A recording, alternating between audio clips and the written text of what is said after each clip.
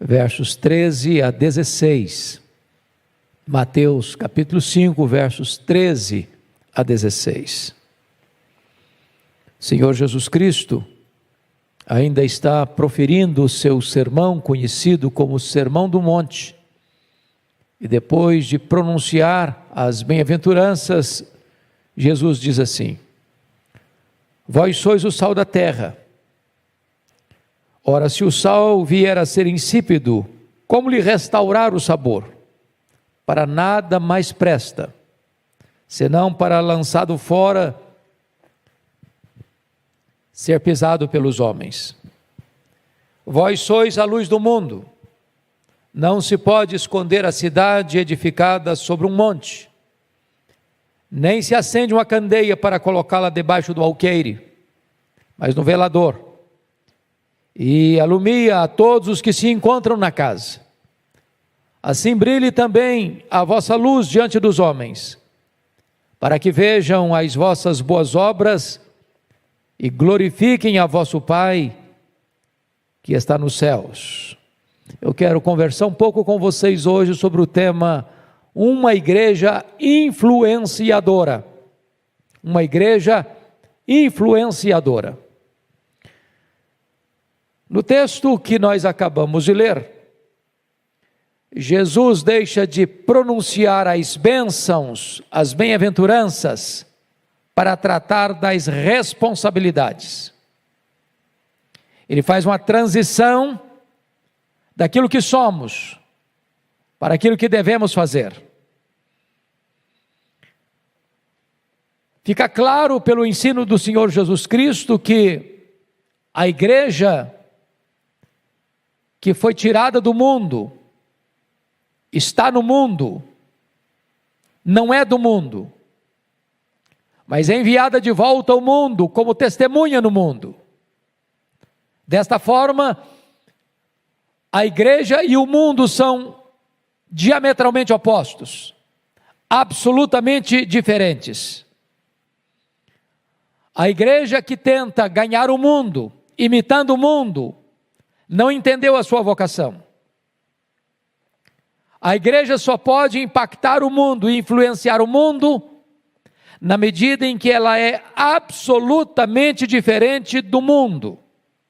Por isso a Bíblia exorta: aquele que quiser ser amigo do mundo, constitui-se em inimigo de Deus. Aquele que ama o mundo, o amor do Pai não está nele. E a ordem categórica é: não vos conformeis com este mundo ou com este século. Na verdade,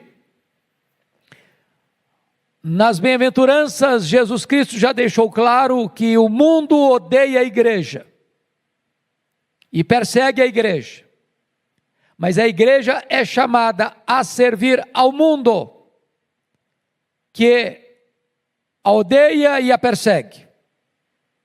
A igreja responde ao ódio e às mentiras do mundo com amor e com a verdade. É curioso perceber ainda que as duas metáforas usadas por Jesus, o sal e a luz, ao serem usados, tanto o sal quanto a luz se desgastam neste uso.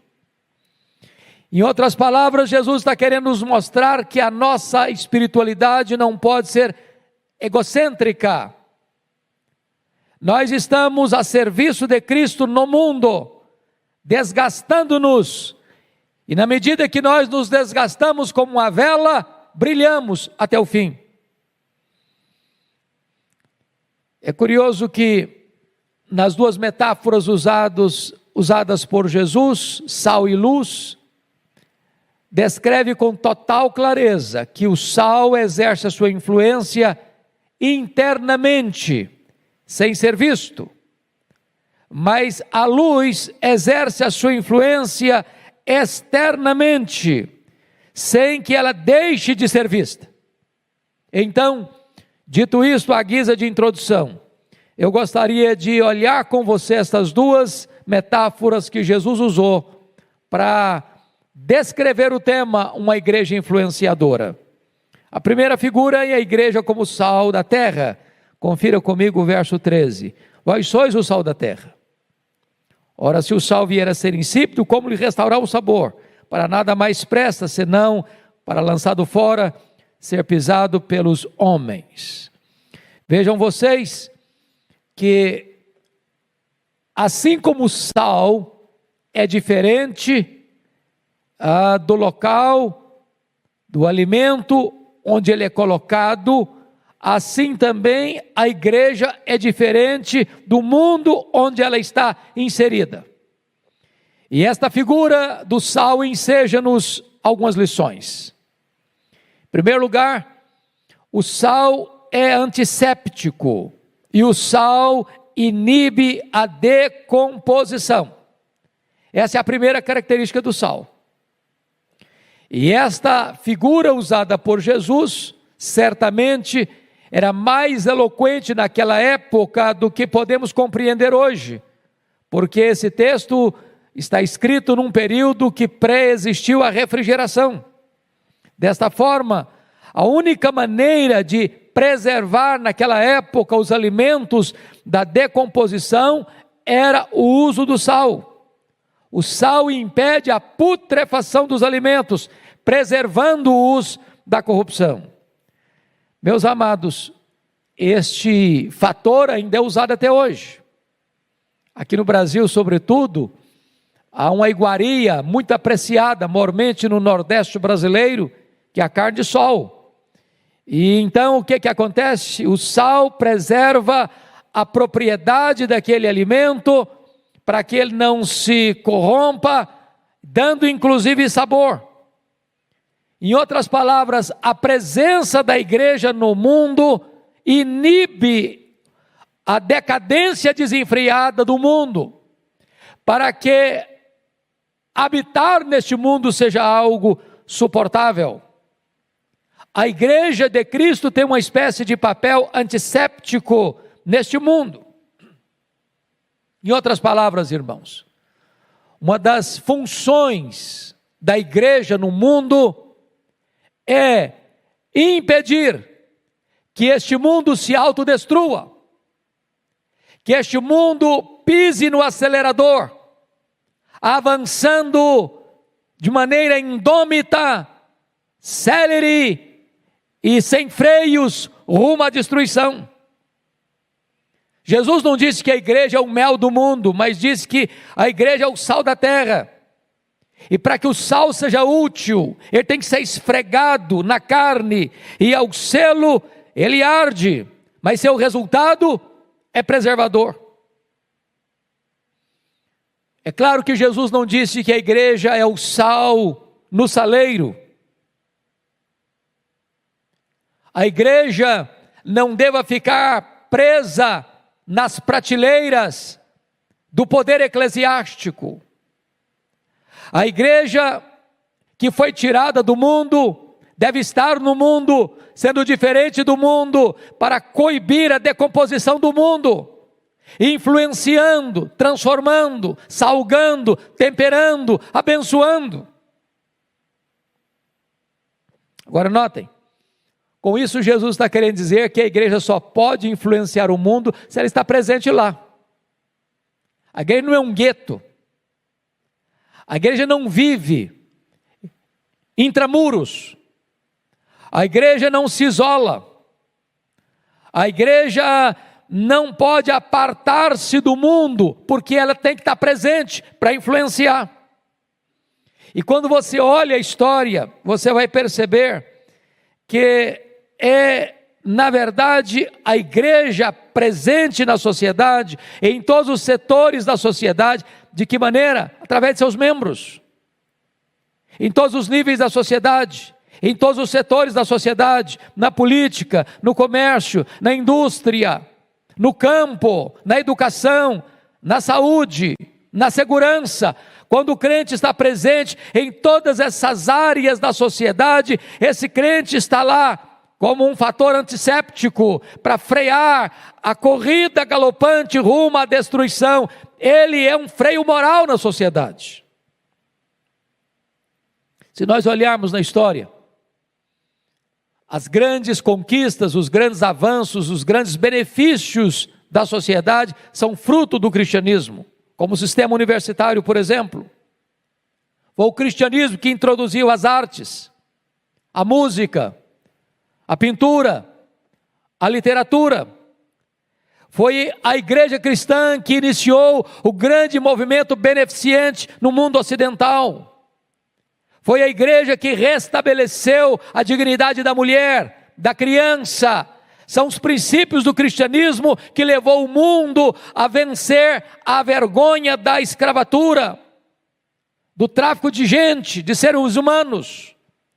Então é a igreja presente que inibe o mundo de celeremente rumo à destruição.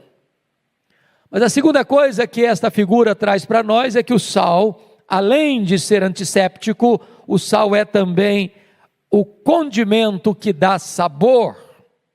Uma comida sem sal ou insossa é totalmente desagradável.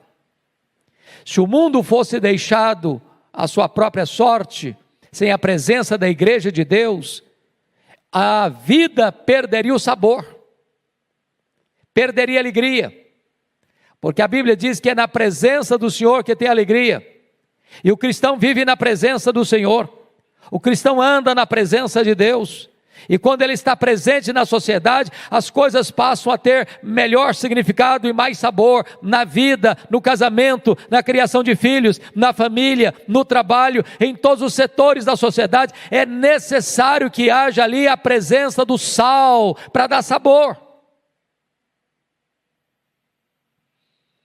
É bem verdade que o que estraga, o que arruína, o que apodrece, o que faz cheirar mal, o que torna o ambiente insuportável, é o pecado.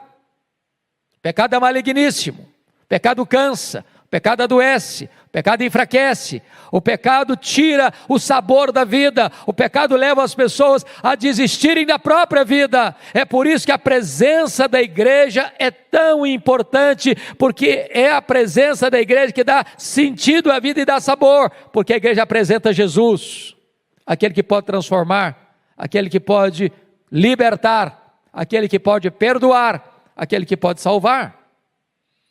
Por outro lado, pegando a figura, se uma comida sem sal é intragável, uma comida salgada demais também é insuportável. É por isso que a presença da igreja precisa ser uma presença doce, ao mesmo tempo que ela é sal. É uma presença agradável e não intolerável. Não é com legalismo, não é com farisaísmo, não é com falsa espiritualidade, não é apontando o dedo, não é sendo uma igreja que oprime em vez de trazer a vida plena, abundante, maiúscula que temos em Cristo Jesus.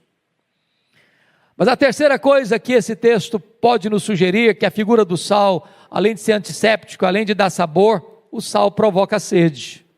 Provoca sede. E é interessante isso, porque a ideia aqui é de que nós vivemos num mundo caído, que não tem apetência pelas coisas espirituais, que não tem sabor pelas coisas lá do céu, que não tem apetite pelas realidades espirituais. E quando o crente, com a sua vida, com o seu testemunho, com a sua maneira de viver na família, no trabalho, nos seus negócios, no seu lazer, na sua comunidade, no seu bairro, na sua vizinhança, entre a sua parentela, a vida dele é tão bela que as pessoas olham e dizem: o que está acontecendo com essa pessoa? Por que ele é assim? Por que ele é tão diferente? Como está escrito lá em Atos dos Apóstolos, capítulo 2, a igreja contava com a simpatia de todo o povo, e enquanto isso o Senhor ia acrescentando dia a dia os que iam sendo salvos. Mas ainda, o sal, para ser útil, ele precisa conservar a sua salinidade. Jesus Cristo alertou sobre isso. Se o sal vier a ser insípido, como lhe restaurar o sabor? Para nada mais presta, senão para lançado fora, ser pisado pelos homens. Na verdade, a eficácia do sal é condicional. O sal só é útil se ele conservar a sua salinidade. E é curioso entender isso, porque o cloreto de sódio é um produto químico muito estável, resistente a quase todos os ataques. Porém, não obstante, pode ser contaminado por impurezas, tornando-se então inútil ou até mesmo perigoso.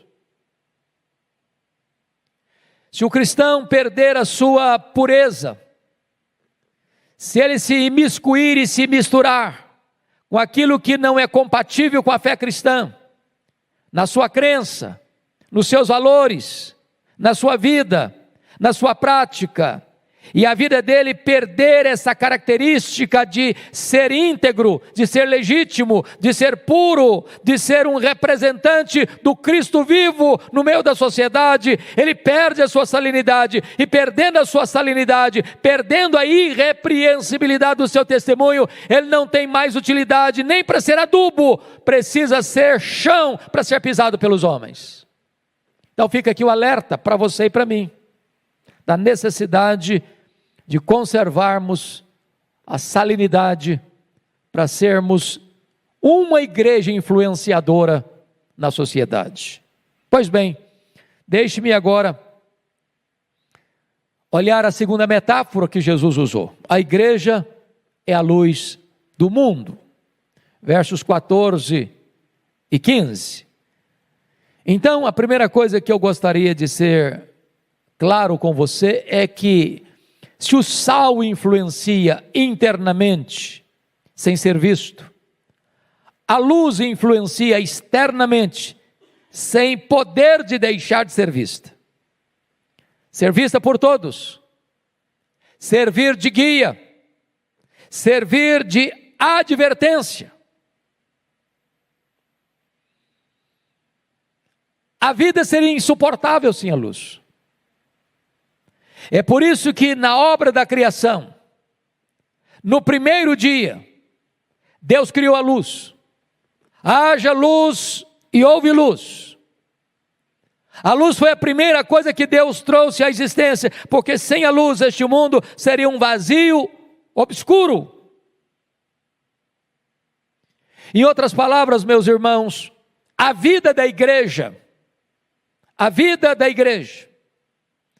é a sua primeira mensagem. A igreja não apenas tem uma mensagem, a igreja é a mensagem. Se ela tem vida, se ela tem testemunho, então ela tem proclamação. Mas se ela não tem vida, se ela não tem testemunho, se ela está nas trevas, ela não tem como pregar, ela não tem como proclamar. Sabe por quê? Porque a vida precede o trabalho, o exemplo é mais importante do que a atividade. O apóstolo Paulo, escrevendo aos Filipenses capítulo 2, verso 15, ele diz que nós devemos resplandecer como luzeiros neste mundo, de tal forma que a luz, para ser útil, ela não pode ser escondida, nem debaixo do alqueire, nem debaixo da cama. São as duas figuras usadas nos evangelhos. Talvez alqueire, uma medida de cereais, apontando para o comércio, para o lucro, para o dinheiro, e a cama apontando para o descanso ou para o prazer. Nós não podemos esconder essa luz, abafar essa luz, seja na forma de lidarmos com dinheiro, seja na forma de lidarmos com sexo ou com prazer. As duas áreas podem atingir o nosso testemunho como luzeiros deste mundo.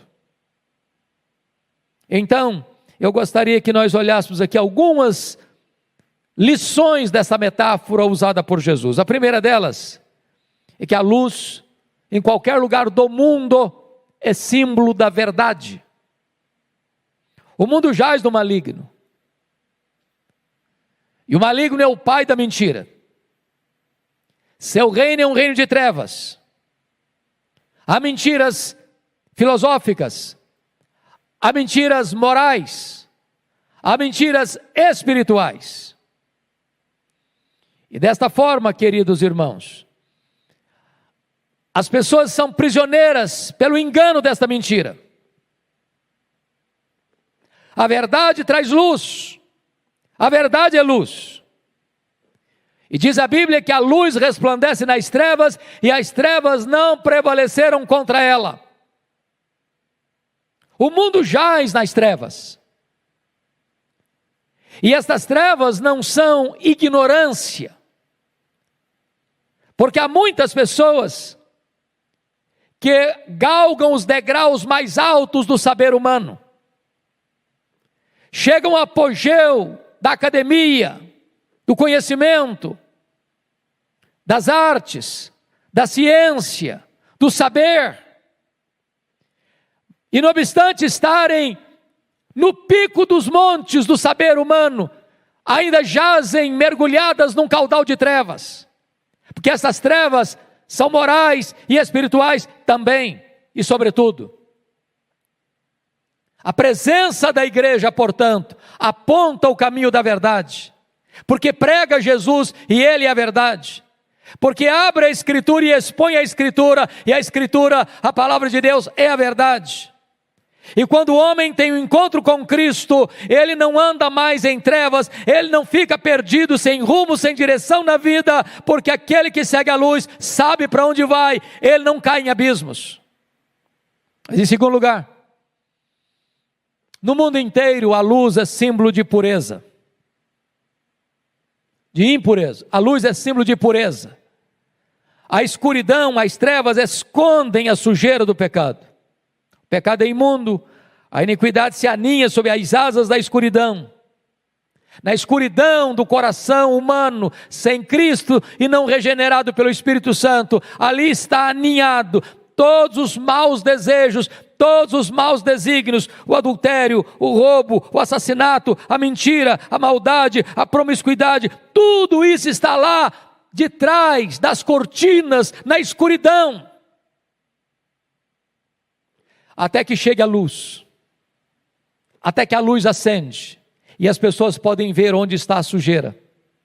A presença da igreja, com o seu testemunho, com a sua pregação, traz luz, traz direção, aponta para a sujeira e aponta também para a forma do homem encontrar a purificação, que está no sangue do Cordeiro, no sangue de Jesus. Mas em terceiro lugar, a luz é símbolo de vida. Notem isso, não tem vida sem luz. Se você parar para perceber, não haverá luz, não houver a luz, com certeza não haveria o fenômeno da fotossíntese. Sem fotossíntese não haveria plantas.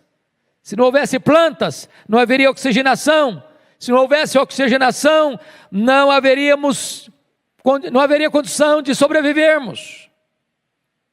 Então veja você que é a luz que produz a vida, que fertiliza o solo, as plantas.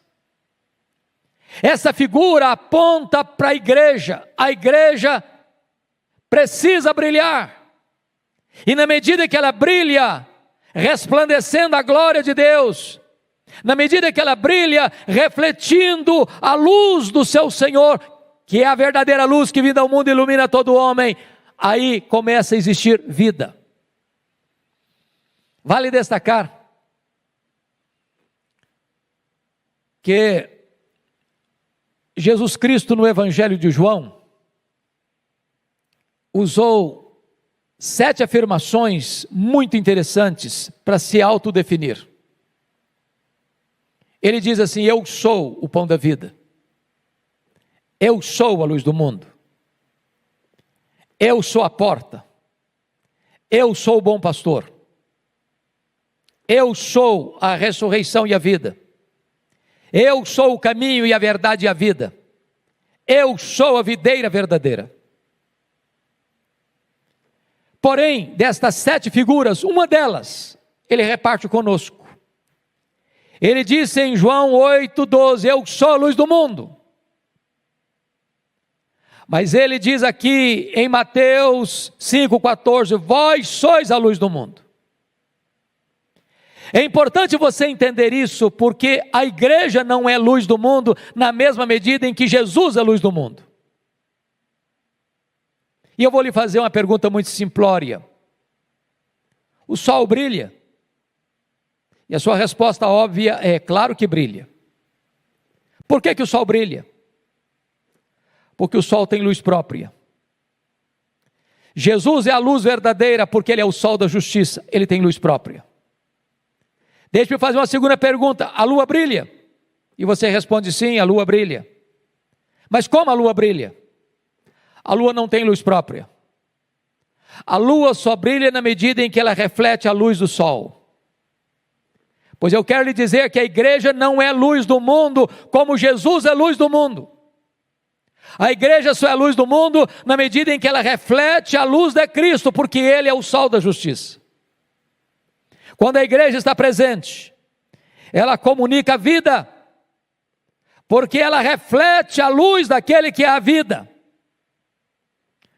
Mas ainda em quarto lugar, a luz é símbolo de direção. Quando você está viajando de avião, está voando, e você vai pousar em qualquer aeroporto do Brasil ou do mundo, se tiver de noite, você vai ver que aquela pista está ladeada por luzes, para apontar certa pista para o piloto pousar com segurança. A luz aponta o caminho, aponta a direção, traz segurança. Quem anda na luz não tropeça, porque Jesus é a luz do mundo. Se você andar com Ele, você não tropeça, você sabe onde vai. Mas mais do que isso, de apontar direção, em quinto lugar, a luz é símbolo de alerta. Quando você está viajando de carro pelas noites nas estradas brasileiras, cheias de curvas e nem tão bem conservadas, você vai perceber que onde há um buraco maior, ou onde há uma cratera maior, ou onde há um problema maior, há uma luz apontando: olha, para, freia, diminua a velocidade, tem perigo aqui, está apontando o risco, apontando o perigo. Quando a igreja está presente no mundo, ela aponta os perigos que este mundo está enfrentando, o abismo, a perdição eterna, mostrando para os homens: cuidado, cuidado, arrependa-se enquanto é tempo. Mas eu queria concluir então, porque Jesus faz uma aplicação no verso 16. Depois que mostra que a igreja precisa brilhar e não se esconder, precisa ser como uma cidade no alto de um monte, e como a luz no velador. Ele diz no verso 16: assim brilhe também a vossa luz diante dos homens, para que vejam as vossas boas obras, e glorifique o vosso Pai que está nos céus. A igreja não pode se esconder entre quatro paredes. A igreja precisa de ir lá fora onde as pessoas estão. A igreja precisa se inserir como sal. A igreja precisa aparecer como a luz diante dos homens, para que quando os homens olharem para a igreja, possam ver as boas obras, a evidência da fé, o testemunho cristão.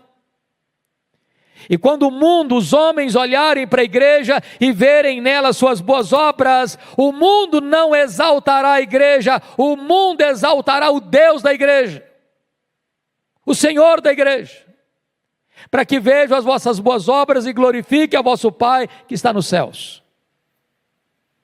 A igreja não foi chamada a fazer propaganda dela mesma, a aplaudir a ela mesma, a glorificar a ela mesma, a exaltar a ela mesma. A igreja foi tirada do mundo para estar no mundo, não sendo do mundo, para testemunhar ao mundo. E na medida em que ela vive, e na medida em que ela prega, e na medida em que ela exerce misericórdia, os homens veem as suas boas obras e reconhecem que a razão de ser desta igreja é a presença de Deus, é a glória de Deus, é a bondade de Deus. E os homens são endereçados não a glorificar a igreja, mas a glorificar o Deus da igreja. Eis o nosso desafio, nesse tempo tão difícil em que o Brasil vive, onde tantas vezes a imprensa, a mídia, proclama mais os escândalos da igreja do que as virtudes da igreja. Onde tantas vezes a igreja vive para si, ou encurralada entre quatro paredes, sendo sal no saleiro, e sendo luz debaixo do alqueire. O desafio seu e meu, o desafio nosso, é de sermos sal, é de sermos luz. Sal que influencia internamente, luz que influencia externamente. Sal que precisa ser esfregado, sendo diferente do ambiente onde está, para influenciar o ambiente. E luz que aponta rumos, que aponta direções, que aponta os perigos, que traz calor, que traz vida, que traz sabor para a vida e sentido para a vida. Que Deus nos ajude a ser esta igreja influenciadora. Que Deus nos ajude a praticar as boas obras, para que os homens, ao vê-las, glorifiquem ao nosso Pai que está nos céus. Que Deus nos abençoe. Amém.